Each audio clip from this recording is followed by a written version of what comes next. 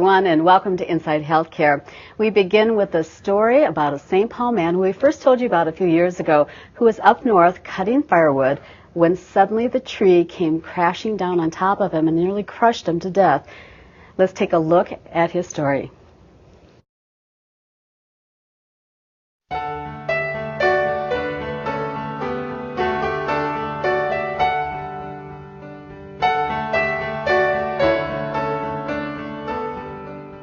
Working alongside some of Minnesota's busiest, most dangerous highways is just part of the job for state employee Don Obernolte. And safety in the right-of-way is always his top priority, whether he's here or chopping wood at his family farm in northern Minnesota. But one day up north, about a year and a half ago, all his precautions and safety measures could not protect him from a powerful and potentially deadly straight-line wind that knocked down a 1,600-pound tree right on top of him and crushed him. My first thought was, gosh, I wonder if I tore my shirt.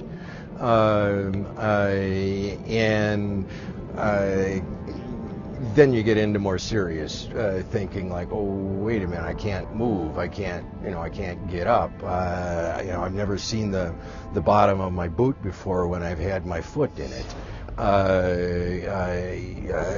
This isn't right, and I'm having trouble breathing, and oh wow, it hurts a lot. Fortunately, his nephew was there and somehow lifted the tree off his uncle. In his adrenaline rush, he was able to lift the tree off of me, which he'd reflect to you, well, geez, Uncle Donnie, it didn't seem that heavy. A 60-foot long tree that's 16 inches in diameter is a lot to lift. His injuries were extensive and life-threatening. Whether I would live or not was in question for quite a few days. And they had a really difficult time getting my lungs to reinflate. He spent nearly 3 weeks in an intensive care unit in an induced coma and underwent several surgeries at a Twin Cities trauma center. It feels like a long time has occurred, but nonetheless, your last memory is of getting crushed by this tree, and when you're coming out of it, now you can't do anything. Fortunately, Don came to Bethesda Hospital, one of only 2 long-term acute care hospitals in Minnesota, where they helped him rebuild his life. That first day, he was, hospitalized. He still had the trach in. He was non-weight bearing on the one leg, couldn't use his left arm. His shoulder was broken. So the first day we didn't get up, but I kind of prepped him and said, tomorrow this is the plan. We're going to get up into a chair. And he was excited but nervous about the whole thing. So, like this Bethesda patient, his therapist worked with him for 6 weeks, helping Don get back on his feet. Because the tree fell across him at an angle, it got both sides. So he got his left arm and ribs and shoulder, and then his right ankle got crushed, basically. So he kind of had 2 limbs to work with, and they were opposite limbs, so that was kind of tough. He wasn't able to use them very well because of weight bearing. You can't use both arms, or you can't use both legs. It was kind of tough. So I had to learn to feed myself. I couldn't clean myself. I couldn't talk when I got here. The first time Don went outside the hospital, a cardinal singing from one of these trees at Bethesda's Therapeutic Gardens caught his eye and inspired him. The cardinal became his symbol of hope and cheer. It inspired his recovery, especially during his healing arts therapies at the hospital, and later during his recovery here at his home studio. Cardinals perched in the trees outside his home continue to sing and inspire him, even today. There she is. Don feels like he's experienced a miracle and credits his amazing recovery to Bethesda's extensive medical expertise and all the doctors and staff who helped him. I came in here on a gurney, and I believed in you then. I continue with that commitment and believe in you more today. Thank you for making this life, my life, possible. Now he's become a champion for all the long-term acute care patients who are unable to speak for themselves. He's speaking up about the critical importance of long-term acute care hospitals like Bethesda, whose future is threatened by federal and state budget cuts. In the spring of 2009, he spoke publicly to Minnesota lawmakers and top state officials. I'm asking you to please understand that a balanced budget without quality health care and without places like Bethesda Hospital is something we must avoid.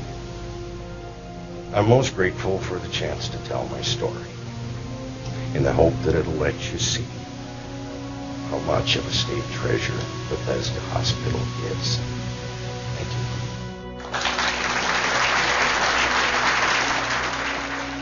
you. His new ergonomic furniture and state-of-the-art workstation that he designed has helped him get back to work.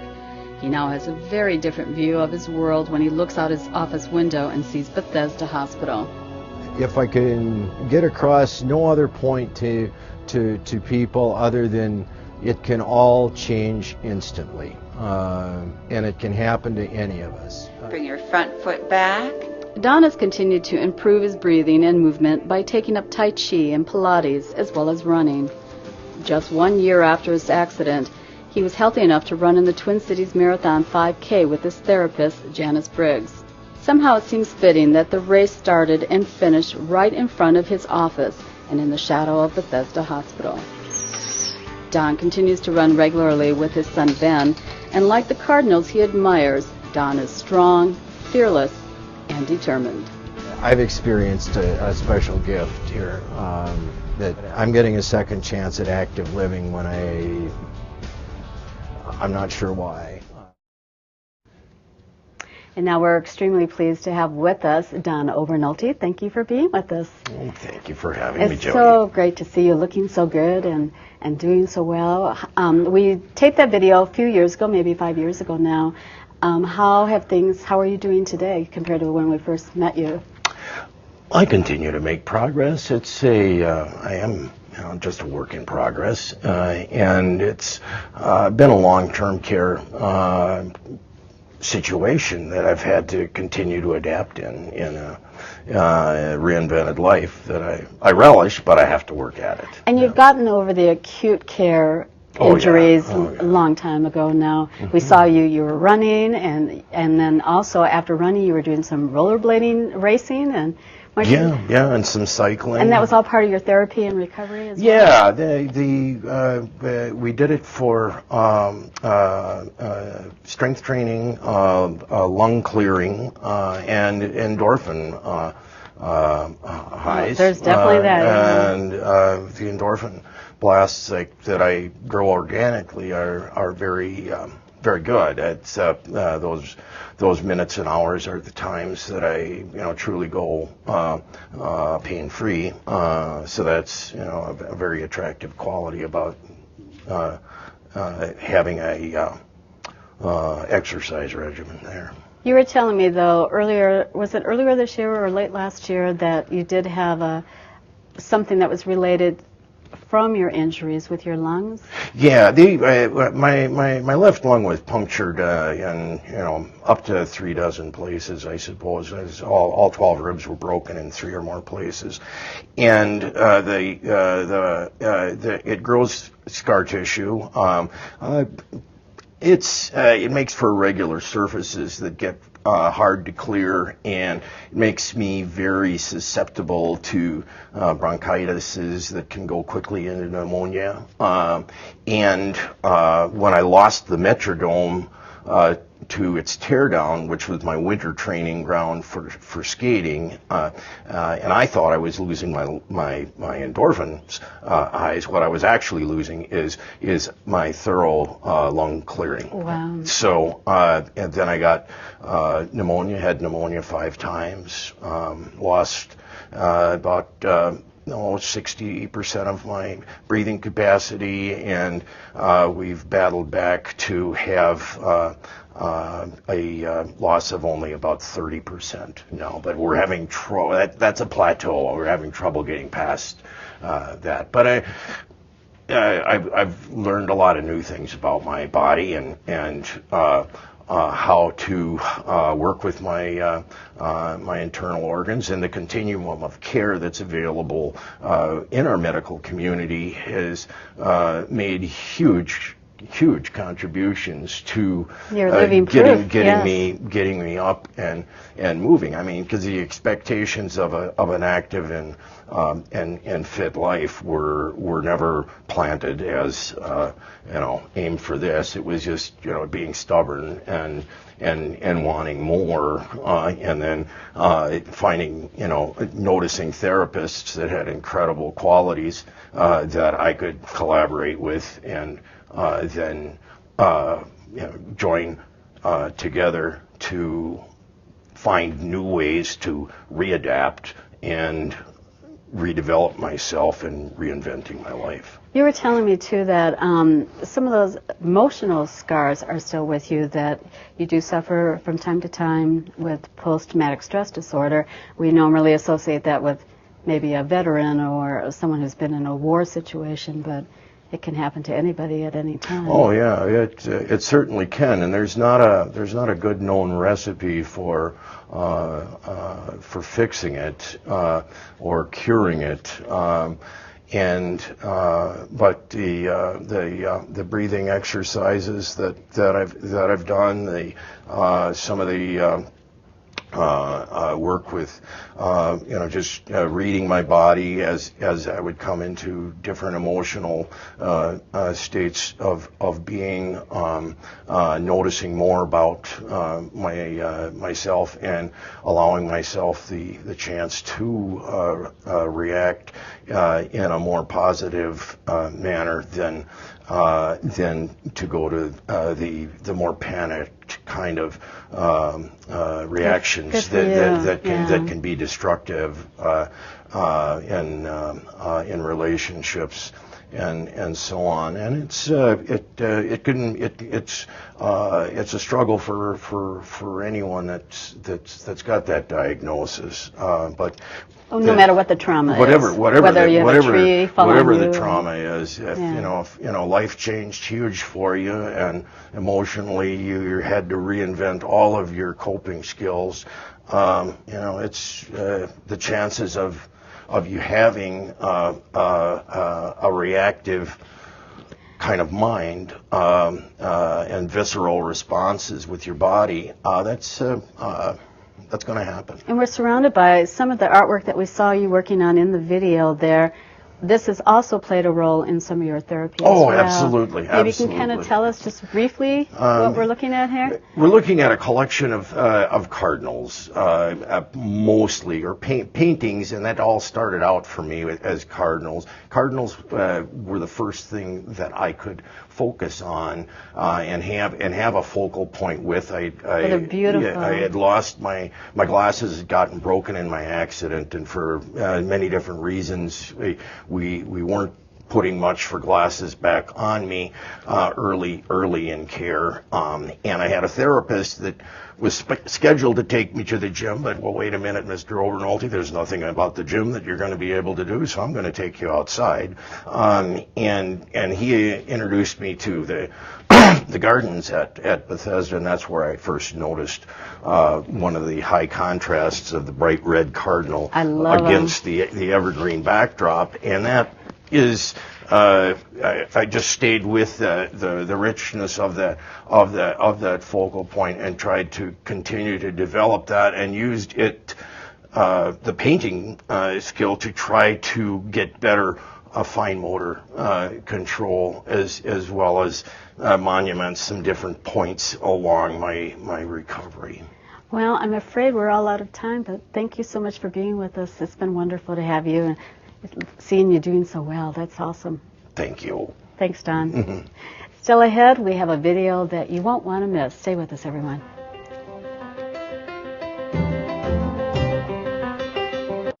Patty, I boldly went to socialsecurity.gov, and it's out of this world. Socialsecurity.gov is a website for everybody. Even teenagers? Absolutely. Young people can help their grandparents with retiring online or getting extra help with their Medicare prescription drug costs. So really, everyone of all ages should go to socialsecurity.gov. Boldly go.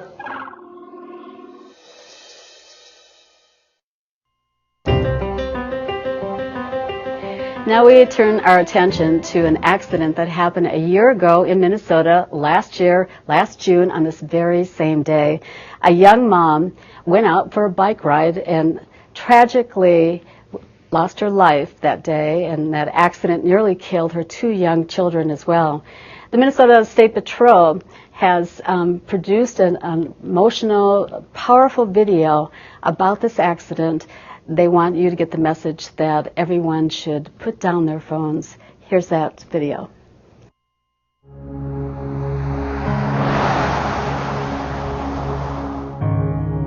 We were the perfect match. We were soulmates. She loved her family more than anything. We'll miss her forever. It should never happen. I can still see her laying on the side of that road. This is going to follow me for the rest of my life. It's tough. It's tough. I made a mistake that day that I can never take back. It's lonely. Very lonely.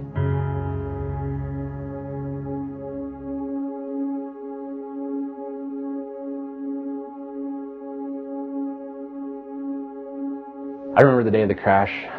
It was June 30th, and Andrea had the day off and was going to spend it with our girls that day. I was in one of our grain bins, and all of a sudden my mom called on the 2-way and said, "Matt, where are you at?" And I could hear it on her voice that something was very wrong, because Mom said Andrea and the girls were in an accident. And I knew they were on the bike, so I knew it wasn't going to be good. We went out to the crash site. It was difficult. I could see they were doing CPR on Andrea. I was kind of collecting my thoughts and saying some prayers, and then the fire chief came and said that we had lost Andrea, and it was tough. And the shock started. And then I remember the phone call coming in and saying that I had to get to the hospital. My little Claire, who was 4 at the time, was not okay. She had 5 broken ribs and a punctured lung, and some cracked vertebrae in her neck. And she was intubated.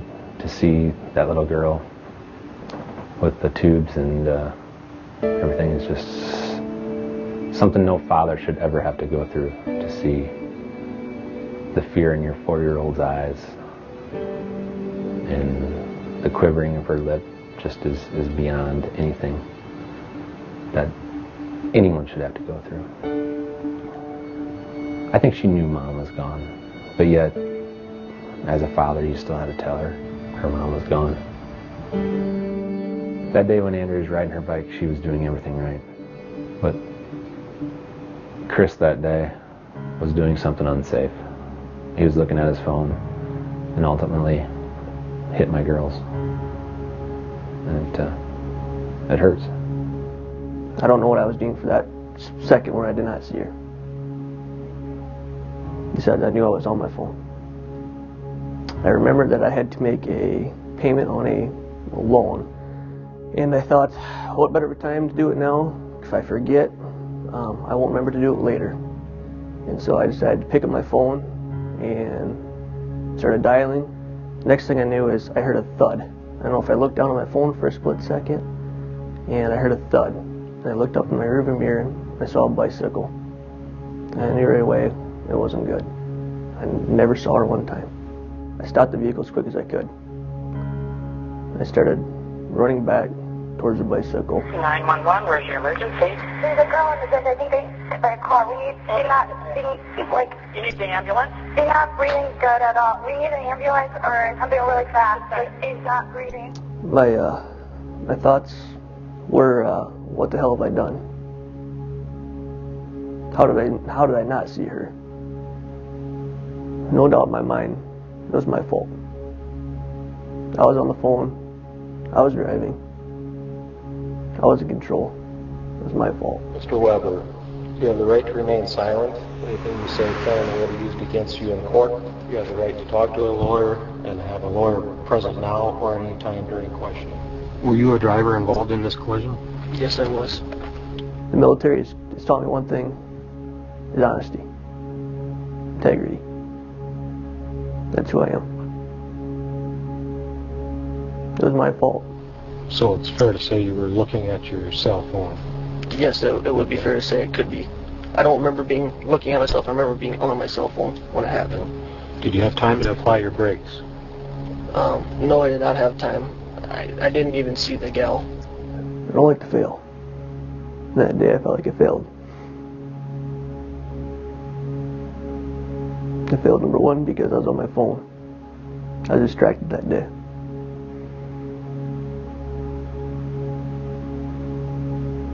Number two, I failed because I couldn't keep her alive. We miss her. The hugs, the touches, the smile, the laughs. She loved her family more than anything. She loved her kids. She'd do anything for her kids. In fact, Andrea's last night here, she slept with Claire all night. She was just taking care of Claire one last time. Andrew and I were going to, we wanted more kids. We even talked about adopting someday. But those dreams were shattered. We were the perfect match. We were soulmates, and it's just hard going on without her and waking up every morning to an empty home and an empty bed just because there's just one person missing. Like before this crash, 26-year-old, loving life, got 2 kids. Then I made that bad choice. Pick up my cell phone that day, make that call. That choice that I can't take back. And it killed somebody because of that. When I learned Chris was on his phone, it didn't surprise me. I knew the person responsible for Andrea's crash was on her phone even before I was told. I'm thankful that I got my girls, because the day of the crash, they were involved in it, and it could have been a lot different. I could have lost everything. I'm terribly sorry for what I did that day. My actions can't be changed, and I feel terrible that I made that bad choice. It does make it easier that he's taking responsibility for it, but it still doesn't bring Andrea back. And I know that's what he would want, and I know that's what I'd want. It's what we'd all want. That's why we got to get the word out there. This doesn't need to happen to anyone ever again. He made a mistake in his life that he's going to have to live with for the rest of his life, just as we are going to have to go on with our life without Andrea, without my wife, the love of my life, the role model to her 2 girls. What I ask for everybody to do is think about, when you pick up your cell phone in your vehicle, is that cell phone worth more than somebody's life next to you? Everybody's got to change their habits. Phones are a habit. They're a bad habit, especially when you're behind the wheel. Yeah, they make life easier, but they made life tougher for us. There's no text or phone call that is that important. I still think it's a big dream, but every morning when we wake up, she's still not here. So, put the phone away. We're pretty good butterfly watchers now. Anytime we're seeing a butterfly, whether it be me or Claire, butterflies remind me of Mom, and that Mommy is sending these butterflies from heaven for us to see. And we stop and take a moment and just watch the butterflies. We miss her forever. We'll miss her forever.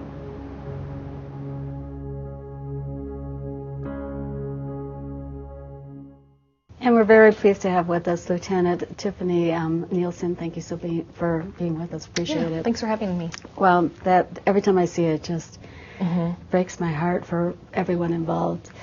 Why did the State Patrol decide to do this video and put it together? Well, the story is so devastating, and I think a lot of people could relate to any person in the story. They could be Matt Bovee, they could have lost their wife, they could be Chris Weber, who chose to pick up the phone and check a bank message, check a text, check an email while driving.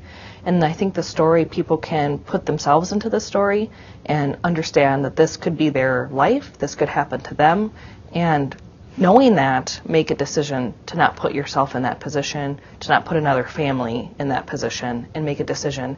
And what we'd really like people to do is make a decision before they're affected, before they could go through a tragedy. You have a lot of control over your personal choice and decision making, and operating a motor vehicle at 50, 60 miles an hour comes with a lot of responsibility.